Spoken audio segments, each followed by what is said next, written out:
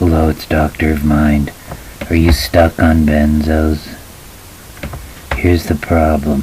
Say you're on Valium 10 mg, Klonopin 2 mg, Xanax 2 mg, or Ativan 2 mg. What's the next lowest dose? 50% reduction. It's not possible to drop it that quick. Vis-a-vis Xanax 2 mg to 1 mg, it ain't gonna work. Valium 10 mg to 5 mg, ain't gonna work. Klonopin 2 mg to 1 mg, ain't gonna work. Lorazepam 2 mg or 2.5, I hear they make in Europe, milligram to 1 mg, too big of a jump, you're gonna have problems. So you have to come up with a creative way to fake out your body and mind so it doesn't know. So for example, with Klonopin, say you're on 1 mg and the target is 0.5 mg. You can't just drop it 50%, but you can get the following. 0.5 mg plus 3 of the 0.125 mg for 2 weeks. Then 0.5 mg and 2 of the 0.125s times 2 weeks. Then 0.5 mg and 1 of the 0.125 times 2 to 4 weeks.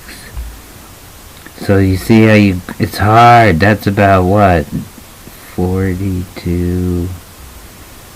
That's quite a few of the clonazepam 0.125s, which are probably expensive. See, the insurance company doesn't want to help you get off it. They're not going to pay for 1 of the 0.5s and 3 of the 0.125 disintegrate tablets. But this is what you gotta do. Same thing with Valium. Don't ever get on the 10s.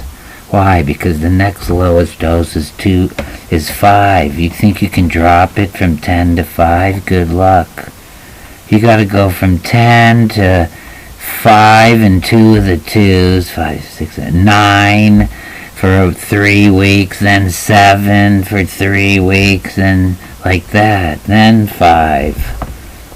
This is a huge problem in trying to taper off the benzodiazepines. And it can be illustrated with each and every benzodiazepine.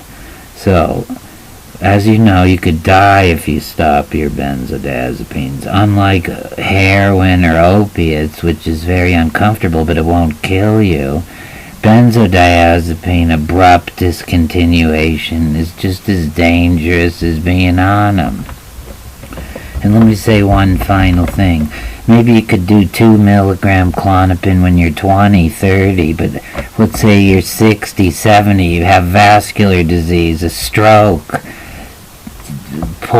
weigh 98 pounds, have cognitive impairment. 2 mg a day is now 10 times the normal regular dose. You know they make a 0.25 mg wafer? So think about 2 mg versus 0.2 mg. It's often overlooked, not taken into account.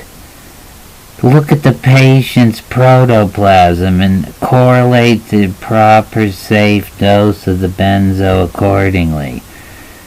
And if you need help coming off your benzo, that's a great reason to see the doctor that prescribed it initially. Don't switch doctors and then have that doctor take over. Then it looks like you're getting benzos from 2 different doctors. These are general points about benzos. Now, some people are lucky enough to, at some point, be able to replace it when finally coming off, either with something slightly stronger temporarily, or something on a safer scale. For example, quetiapine, which would be off-label, but maybe you got bipolar coming out after you lower the benzo. You got to treat the underlying mental illness properly. Clonazepam is not approved for bipolar long term. Although we used to use it as the fourth mood stabilizer when there was only lithium, Depakote, and Tegretol. But please consider the other meds you're taking with the benzos that have additive effects. Alcohol, Z drugs, some atypicals, opiates, other CNS depressants. Now, as you're able to come off the benzo, if you're able to, under close supervision, your depression will lift and your cognitive performance will improve. You'll feel like a new person again. So, have that discussion with your...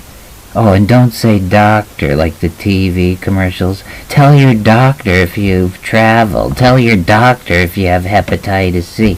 I got news for you. These days you're not going to see the doctor. You're going to see a mid-level practitioner.